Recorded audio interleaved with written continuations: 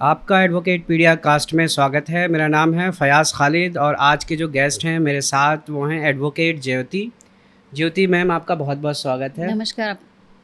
और आज ज्योति मैम से हम जानेंगे, इनका एक्सपीरियंस ऑलमोस्ट 9 इयर्स का है और लिटिगेशन और कॉर्पोरेट सेक्टर दोनों में है, जिसमें इन्होंने आज जो टॉपिक चूज़ किया है वो है कॉमन लॉज़। कॉमन लॉज़ से रिलेटेड जनता के लिए क्या क्या चीज़ें हैं, वो सब चीज़ें हम आज इस पॉडकास्ट में कवर करेंगे। ज्योति मैम हमें बताएंगी कंज्यूमर लॉ से रिलेटेड, फंडामेंटल राइट्स से रिलेटेड, ट्रैफिक, साइबर लॉ और इसी टाइप से एम्प्लॉयमेंट और लीगल एड से रिलेटेड। तो मोस्टली जो कॉमन लॉज हैं वो हम कवर करेंगे और इसमें आगे किस किस तरह से जो इंसिडेंट्स होते हैं, जो जिस तरह की घटनाएं होती हैं, उस घटना में कॉमन लॉज का क्या रोल है, किस तरह से आप सेल्फ अवेयर हो सकते हैं और प्रोफेशनल्स को ना सीख करके आप खुद से ही कंप्लेंट डाल सकते हैं, या किस तरह आप खुद इन पर्सन कुछ मामले में अपीयर भी हो सकते हैं। इस तरह से कॉमन लॉज कहाँ कहाँ कवर होता है, इन सब पे आज हम डिस्कस करेंगे। तो मैम, आपका बहुत बहुत स्वागत है और हम शुरुआत करना चाहेंगे कि ये कॉमन लॉज है क्या इंडियन सिटीजन्स के लिए। कॉमन लॉज बेसिकली ये है कि मैं ये बस बताना चाहूँगी, जनता अवेयर ही नहीं है किसी चीज़ के लिए कि अगर मेरे साथ किसी ने गलत किया है या कुछ भी एस्पेक्ट अगर मैं लूँ, अगर मान लीजिए पुलिस वाले ने आपको रोक लिया बीच रास्ते में, तो इंसान घबरा जाता है। क्यों? क्योंकि उसके पास अवेयरनेस नहीं है, क्योंकि उसके पास नॉलेज नहीं है। मैं यही बोलूँगी, अगर आपके पास अवेयरनेस, अगर उसकी चीज़ की नॉलेज होगी तो आप घबराओगे नहीं। पहले आप फ़ोन उठाओगे, सबसे पहले ढूंढने लगते हो, अरे मैं किसी एडवोकेट या लॉयर को ढूंढूं, चलो वो बता देगा ये। तो मैं उस चीज़ इंसान को, नॉर्मल जनता को मैं उस बारे में जागरूक करना चाहती हूँ। कॉमन लॉ का मतलब है कि नॉर्मल आम जिंदगी में इसकी क्या इम्पोर्टेंस है। तो हम ये आम जिंदगी में देखते हैं कि जैसे दबदबा पुलिस वालों का रहता है, जी बिल्कुल। जिस तरह से जो गली के गुंडे हैं वो किस तरह से फीमेल के साथ हरासमेंट, मॉलेस्टेशंस करते जी। हैं। फिर हम ये देखते हैं जो वेंडर्स, स्ट्रीट वेंडर्स होते हैं, उनको किस तरह से परेशान किया जाता है, चाहे म्यूनसिपल कॉरपोरेशंस के द्वारा हो या फिर जो लोकल गुंडे रहते हैं वो उनसे एक्स्ट्रा कमीशन की डिमांड करते हैं। या फिर हम इसी टाइप से जब हम गाड़ी चला रहे होते हैं तो हमें कहीं पे कोई ट्रैफिक वाला रोक करके हमें धमकी दे देता है, हमारा चालान काट देता है। वहाँ पे भी एक कॉमन लॉज का अगर जी। अवेयर रहे तो वहाँ पे भी, प्लस हम पुलिस स्टेशन जाते हैं, वहाँ हमें हमारे क्या राइट्स हैं, क्या हमें एफआईआर की कॉपी मिल जाती है फ्री ऑफ कॉस्ट, या उसके लिए हमें पैसे पे करने होते हैं। इस तरह से बहुत सारे कॉमन लॉज हैं जी जिनमें बिल्कुल। आज हम बहुत बेसिक से स्टार्ट करेंगे। वैसे तो हम शुरू कर सकते थे कि क्या पुलिस वाला अगर थप्पड़ मारे तो क्या करना चाहिए, जी। बट मैं चाहता हूं कि आप कंज्यूमर लॉ से स्टार्ट करें कि कंज्यूमर एक सिटीज़न जो कि कंज्यूमर होता है वो चाहता है कि कैसे भी उसको कोई प्रोडक्ट ख़रीदता है तो उसमें कोई डिफिशियंसी हो तो उस जल्दी से जल्दी उसका कुछ रेजोल्यूशन निकल जाए। जी। अगर कई बार ऐसा होता है कि कुछ डिफेक्ट्स आने के बाद, सर्विस परफेक्ट नहीं होने की वजह से, क्वालिटी अच्छी नहीं होने की वजह से उन्हें बहुत सफ़र करना पड़ता है और कोई एक्शन भी वो लोग नहीं लेते इसको रिजॉल्व करने के लिए। तो बिल्कुल। कंज्यूमर लॉ से स्टार्ट करते हैं मैडम, आप बताइए। कंज्यूमर लॉ से मैं बताऊंगी, मैं इसमें दो फेज़ में जाना चाहूँगी। एक होता है जो कंज्यूमर, जो हम प्रोडक्ट से लेते हैं, किसी भी हमने ऐप से लिया या हम किसी सर्विसेज के भी लिए। तो मान लीजिए मैं एग्जांपल लेती हूँ कि मैंने 6 नंबर के जूते वो किए, बट 6 नंबर मुझे नहीं आ रहा है और मैंने उसको रिटर्न करने के लिए डाला और वो दिक्कतें आ रही हैं हमारे रिटर्न होने में, या कंपनी वाले हैं कि वो मना कर रहे हैं कि नहीं। तो गवर्नमेंट ने इतनी सारी सुविधाएं दी हुई है, लोग परेशान हो लेते, लोग एक्शन ही नहीं लेना चाहते हैं इस चीज़ के अगेंस्ट में, वो स्टेप ही नहीं उठाना चाहते हैं। जबकि आपके पास प्रॉपर ऑनलाइन कंप्लेन है, ऑनलाइन नंबर दिया गया है, उस पर आप कॉल कर सकते हैं, आप ईमेल डालिए, ईमेल के थ्रू चलिए, आपका तो सोल्यूशन मैं होगा। आपसे एक एग्जांपल के थ्रू समझने की कोशिश करता हूँ कि मान लीजिए मैं एक जूता ऑनलाइन ऑर्डर करता हूँ। जी बिल्कुल। अब वो जूता डिफेक्ट निकल जाता है, जी। रिटर्न पॉलिसी नहीं होती है, हम्म। फिर इस केस में क्या हो सकता है? रिटर्न पॉलिसी ऐसी नहीं, आप तो पहले जब आप, जैसे भी मैं तो सबसे पहले ये कहूँगी, जैसे कहते भी हैं जागो ग्राहक जाहो, आप इतने हड़बड़ी में तो पहले कुछ करिए नहीं। जी। पहले सारे टर्म्स एंड कंडीशंस उसके लिखे रहते हैं, पहले उसको पढ़िए। जैसे सेल वाले बहुत सारे प्रोडक्ट्स होते हैं तो वो आपका रिटर्नेबल नहीं होता है। लेकिन आजकल जितने भी मैंने देखे हैं या फ्रेश अराइवल्स में भी जो है वो रिटर्नेबल है। इन केस अगर ऐसा है तो आप उसमें ऑनलाइन कंप्लेन की आई हुई है, नंबर्स दिए हुए हैं, आप मेल डाल सकते हैं। और सबसे पहली बात है, आप कंज्यूमर जो आपने जिस ब्रांड से लिया है उनका हर समय का कस्टमर सपोर्ट रहता है। कस्टमर सब, क्योंकि ब्रांड भी अपना नाम खराब करना नहीं चाहती है, तो आप पहले एक बार कस्टमर केयर को फ़ोन करिए कि मेरे साथ ऐसी ऐसी घटना हो गई है, ये रिटर्नेबल है कि नहीं है।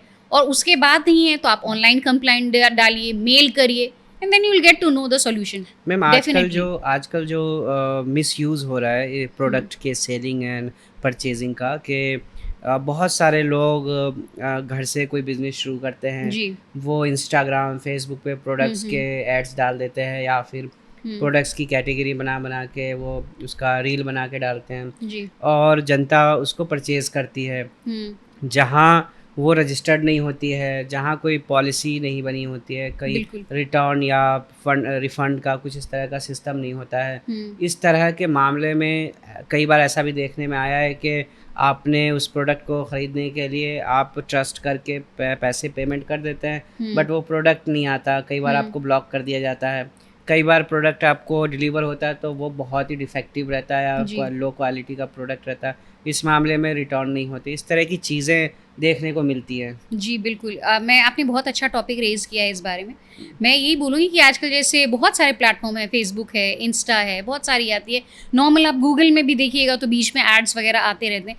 बट मैं यही कह रही हूँ, अवेयरनेस भाई, आप उसको पढ़ो तो कि क्या है, कैसे है, इसका रजिस्ट्रेशन कहाँ पे है, कैसे। आप नॉर्मली आपके भाई 5 रुपये भी अगर खर्च हो रहे हैं, वो तो आपके मेहनत के पैसे खर्च हो रहे हैं, तो आप उसको पढ़िए पहले। इन केस नहीं हो रहा है तो जो भी रजिस्टर्ड नंबर है या आजकल जो भी है कस्टमर सपोर्ट का वो होता है, नहीं तो आप सबसे कंज्यूमर वाले तो हैं ही, कंज्यूमर फोरम में जाके आप कंप्लेन करें, कंज्यूमर जो केस डलता है वो तो है ही। बट वो आई थिंक नॉर्मल पब्लिक के लिए वो लास्ट ऑप्शन होना चाहिए। आप सबसे पहले जाइए कंज्यूमर कंप्लेन में, जो फोरम है उसमें कंप्लेन करिए। जो कंज्यूमर वालों का नंबर दिया हुआ है, I think it's starting with 1800 something, तो आप वहाँ जाइए, वहाँ पे कंप्लेन करिए, आपको डेफिनेटली 100% सॉल्यूशन आपको उसका मिलता है। उससे पहले जो बहुत ज़्यादा अवेयर होने की ज़रूरत है वो यही है कि आप first of all unregistered website, right, बिल्कुल, या अनरजिस्टर्ड नाम के पीछे ना भागें। आप इंस्टाग्राम, फेसबुक, इस तरह के जहाँ लोकल एड्स डले होते हैं उन सब के पीछे ना जाएं, क्योंकि ज़्यादातर चांसेस हैं कि वो फ्रॉड हो सकता है। ज़्यादातर चांसेस हैं कि आपके पैसे डूब सकते हैं और रिटर्न के कोई सवाल नहीं। और ऐसे मामले में कोर्ट भी या कोई गवर्नमेंट एजेंसी भी आपका कुछ नहीं कर पाएगी इस मामले में, क्योंकि आपने खुद ही गलत स्टेप ले लिया है। बिल्कुल, क्योंकि वहाँ पे मैं इसमें ऐड ऑन करना चाहूँ, क्योंकि हमारे पास वो सबूत ही नहीं है ना कि हमने क्या लिया है, क्या है। हमने बस देखा और ख़रीद लिया, ना उनके ऑफिस का पता है, ना हमारे पास कोई नंबर है, ना उस इंसान का कोई आइडेंटिटी है, तो हमारा ही लॉस हो रहा है ना। क्योंकि आजकल की जो जनरेशन है वो इंस्टाग्राम से ज़्यादा इन्फ्लुएंस हो जाते हैं। कोई एक प्रोडक्ट को बहुत अच्छे तरह से पेश कर दिया जाता है, चाहे वो लो क्वालिटी का ही क्यों ना हो। ज़्यादा लाइटिंग पड़ने से वो अच्छी क्वालिटी की दिखती है और एग्जैक्टली होता क्या है तो वो दिख जाता है। तो इससे क्या है कि लगता है कि वो बहुत ही क्वालिटी प्रोडक्ट है, और चूंकि सब्सक्राइबर्स या फॉलोवर्स ज़्यादा होते हैं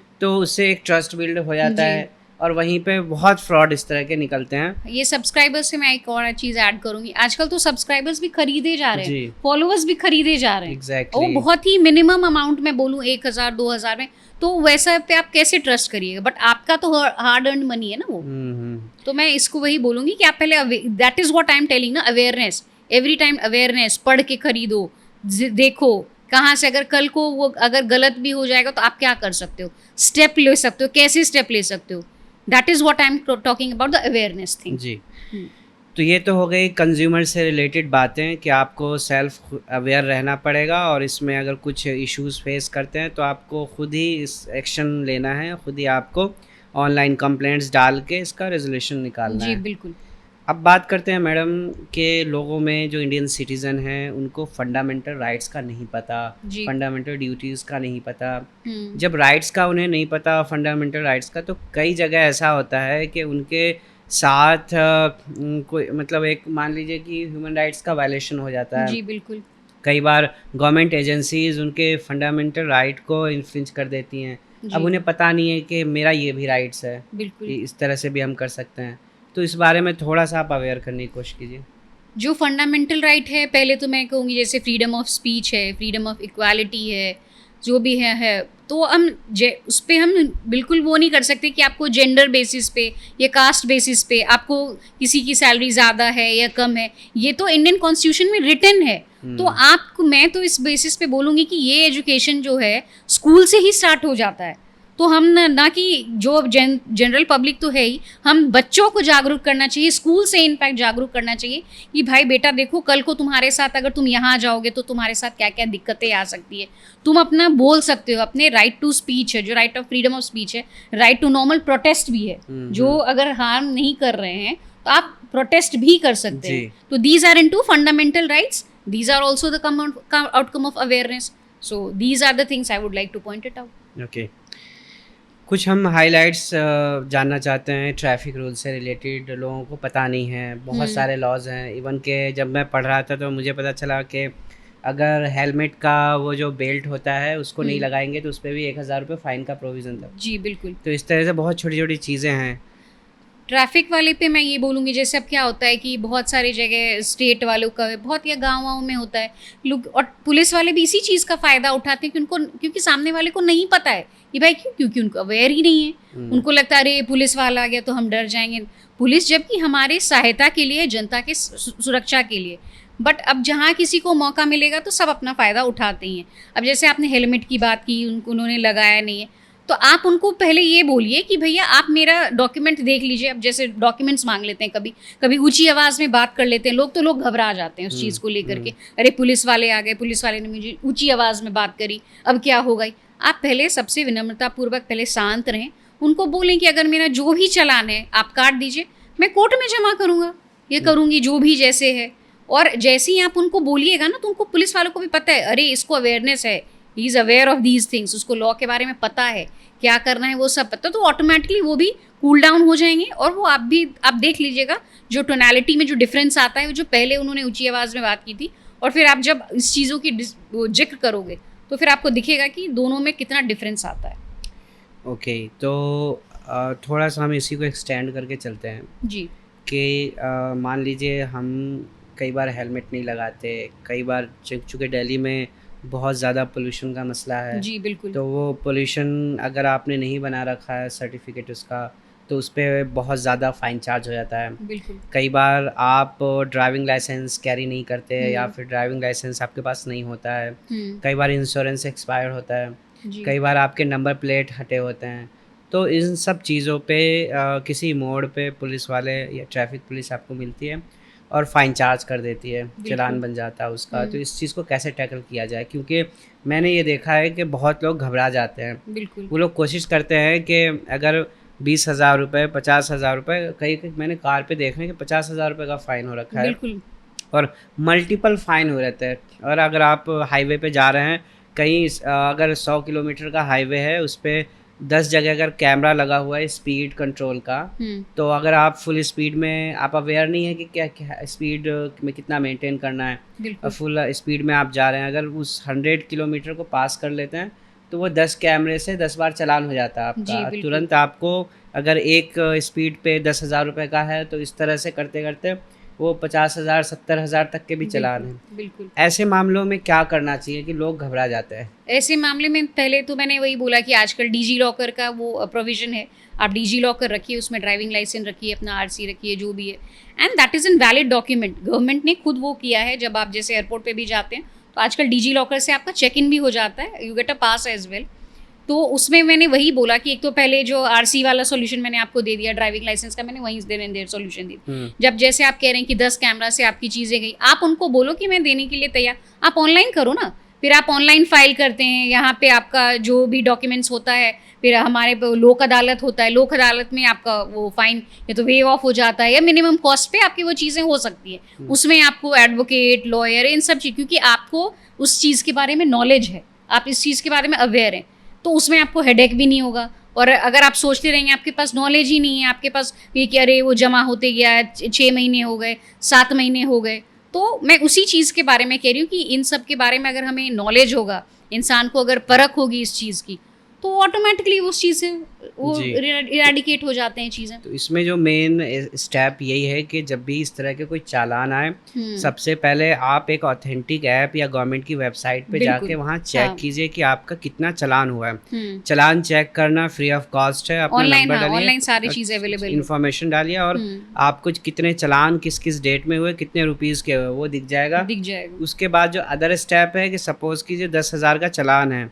तो वहीं से आपके पास एक ऑप्शन आता है कि या तो आप कॉन्टेस्ट करेंगे या फिर चालान का फ़ी पे करेंगे। हुँ, तो आजकल के टाइम पे जो सुविधा निकली है वर्चुअल कोर्ट की, राइट। कि आप वर्चुअल कोर्ट में आपके अमाउंट सपोज़ 10,000 का चालान है, जी, तो वर्चुअल कोर्ट आपको ये ऑप्शन देता है कि आप उसको 2,000 में, 3,000 में सेटल कर सकते हैं। बिल्कुल एमएससीटी के जितने भी मैटर्स जी, आए हुए हैं, जी, मैंने तो खुद किया हुआ है जी। ये, तो तो मैंने देखा हुआ है। अदरवाइज़ 10-10 हज़ार के भी चालान माफ़ जी, किए गए जी हैं। एग्ज़ैक्टली। और अदरवाइज़ आपको वो भी नहीं पे करना, अगर लगता है कि आपके साथ गलत हुआ है, तो फिर आप लोक अदालत जाइए। अब बिल्कुल। वहाँ से आप उसको माफ़ कराइए, ख़त्म कराइए या मिनिमम पे करके डिस्पोज़ कराइए। जी, तो बिल्कुल, ये एक अवेयरनेस का बिल्कुल, तरीका है कि आप इस चीज़ से अवेयर रहें और चीज़ें करा लें। बिल्कुल, बिल्कुल। फिर हम बात करते हैं एम्प्लॉयमेंट के सेक्टर में। हुँ, एम्प्लॉयमेंट में चाहे मेल हो, फीमेल हो, एम्प्लॉयमेंट से रिलेटेड कई मसले हमें देखने को मिलते हैं। फ़र्स्ट ऑफ़ ऑल कि जब कहीं नौकरी करने जाते हैं, चाहे गवर्नमेंट सेक्टर में या प्राइवेट सेक्टर में।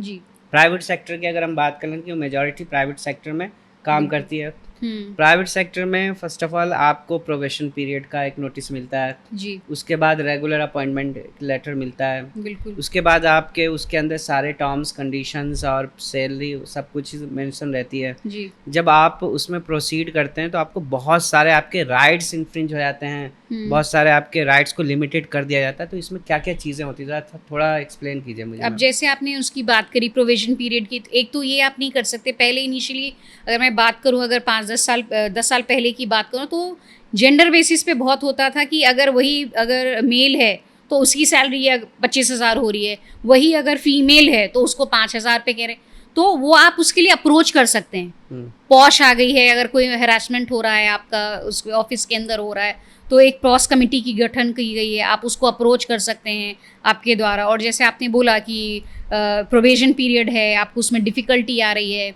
या सैलरी देने में किसी कुछ कहा सुनी हो गई, आपकी सैलरी रोक दी, आपके साथ ऐसा कुछ भी नहीं हो सकता है। उसके लिए भी एक प्रॉपर ऑनलाइन प्लेटफ़ॉर्म दी गई है, आप वहाँ से आप उसमें भी कंप्लेन कर सकते हैं, उसमें भी आपको एडवोकेट या लॉयर की आपको ज़रूरत नहीं है।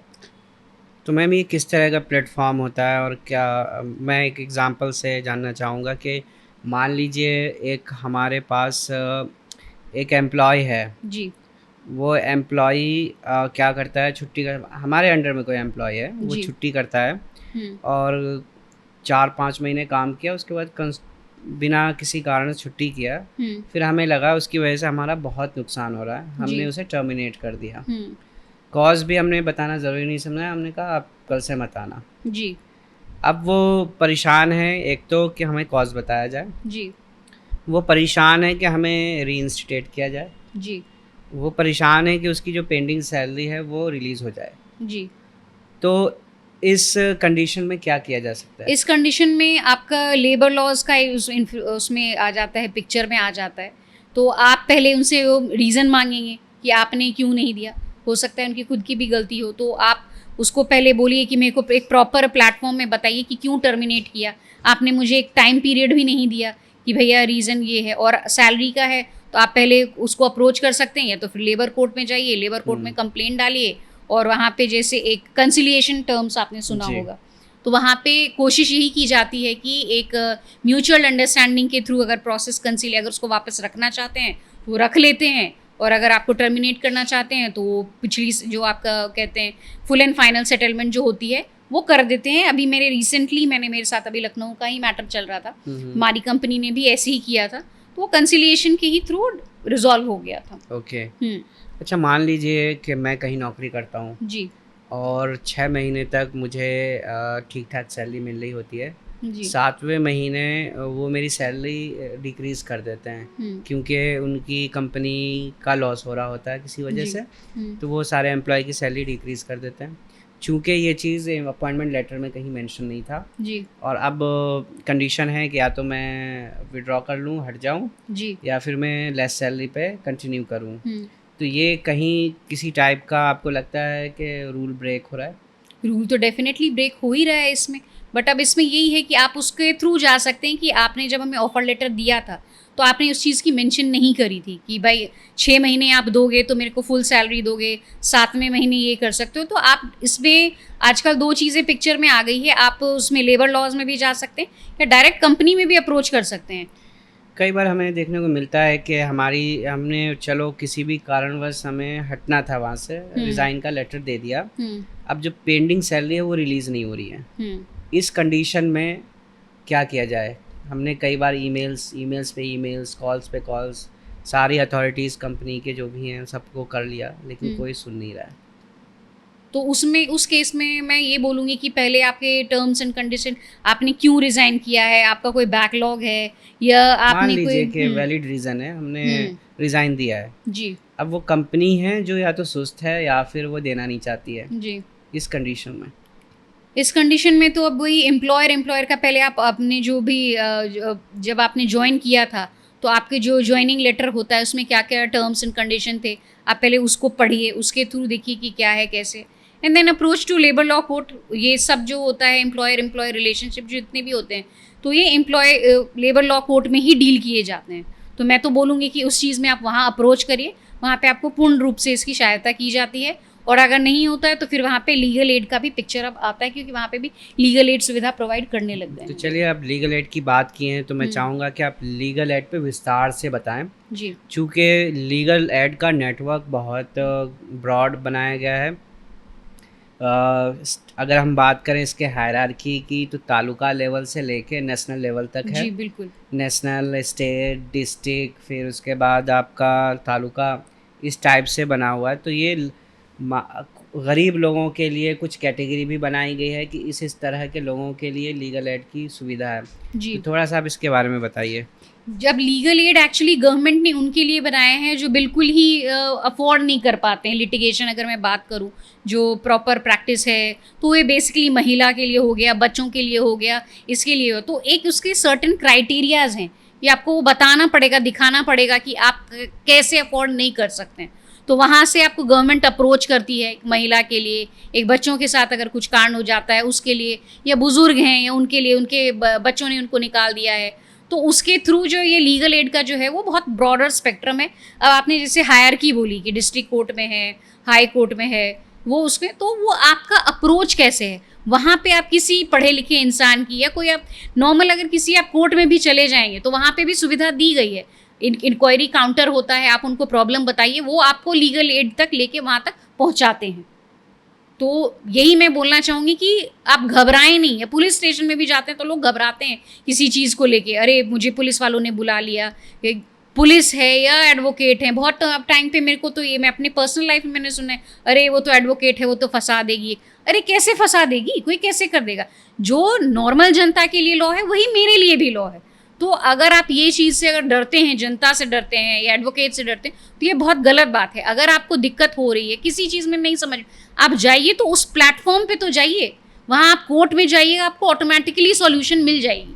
चाहे वो नंबर से रिलेटेड हो या अभी जैसे हम लीगल एड की बात कर रहे हैं, तो आप जाते ही इंक्वायरी सेक्शन में पूछिएगा, वो आपको लीगल एड वहाँ तक पहुँचा देते हैं। वहाँ पे पूरी लोग अब बैठे रहते हैं बताने के लिए। वहाँ से आपको प्रॉपर सॉल्यूशन दिया जाएगा। वहाँ पे एक प्रॉपर आपके लिए एडवोकेट अपॉइंट किया जाएगा और आपको उसकी पूरी सुनवाई की जाएगी। इसमें एक प्रैक्टिकल वे ये भी है कि अगर आपके ख़िलाफ़ कोई केस हो गया है, जी, अब आपको समन आता है, बिल्कुल। आप कोर्ट जाते हैं, जज साहब कहते हैं कहाँ है आपका वकील?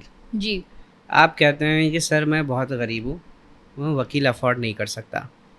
इस केस में वो खुद ऑर्डर में लिख देते हैं कि इनको लीगल एड की सुविधा दी जाए, जी। एडवोकेट रेफ़र किए जाएँ। हुँ, तो इस तरह से आपका मैटर लीगल एड में चला जाता है। जी, एक तो ये चीज़। दूसरी हुँ, चीज़ ये है कि को आपका मसला है, आपको किसी के ख़िलाफ़ कंप्लेंट करनी है जी, या आपको कुछ सॉल्यूशन चाहिए, हुँ। तो आप सीधे हर कोर्ट में एक ऑफ़िस बना होता है, स्पेसिफ़िकली लिखा होता है लीगल एड। जी, बिल्कुल, बड़े-बड़े अक्षरों में लिखा रहता है जी। लीगल एड और इंक्वायरी में जो वहाँ पे बैठे हैं वो खुद भी बताते खुद हैं। भी बता देते हैं। हुँ, तो इस तरह से आप वहाँ जा सकते हैं, उनको बिल्कुल। अपनी जो इशू है वो बता सकते हैं। वो आपसे फॉर्म फिल करा के रख लेंगे और उसके जी, बाद विदिन 2-3 डेज़, 4 डेज़ के 5 डेज़ के अंदर बिल्कुल। कोई एक लॉयर असाइन कर देंगे। हुँ, वो फिर एडवोकेट आपको कॉल करके बुलाएँगे या फिर लीगल एड वाले खुद बुलाएँगे, और या फिर खुद आप अप्रोच करके इंक्वायरी कर सकते हैं। जी, बिल्कुल। और जब लॉयर असाइन हो जाएगा तो फिर आपके मैटर को वो प्रोसीड कर बिल्कुल, मैं सकते हैं। इसमें एक चीज़ और ऐड ऑन करना चाहूँ। बहुत लोग, क्योंकि मैं कहती हूँ कि अभी भी इंसानियत ज़िंदा है। मैं अपने ही मैटर से रिलेटेड बोलती हूँ। जब मैंने अपनी प्रैक्टिस स्टार्ट की थी तो एक बहुत ही गरीब महिला थी।